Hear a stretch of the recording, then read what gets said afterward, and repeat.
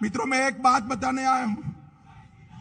2019 के चुनाव में मैं पार्टी का अध्यक्ष था और राहुल बाबा कांग्रेस पार्टी के अध्यक्ष थे। तो राहुल बाबा हर रोज पूछते थे, मंदिर वही बनाएंगे, तिथि नहीं बताएंगे।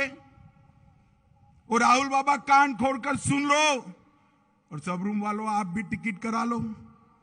1 जनवरी 2024 को अयोध्या में गगनचुंबी राम मंदिर वहां पर आपको तैयार मिलेगा।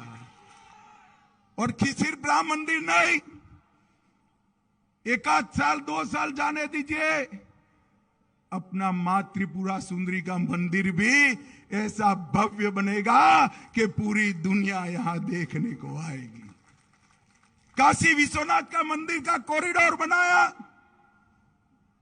महाकाल कॉरिडोर बनाया, सोमनाथ और अंबाजी का मंदिर सोने का हो रहा है, मां विंध्यवासिनी का मंदिर नया बन रहा है।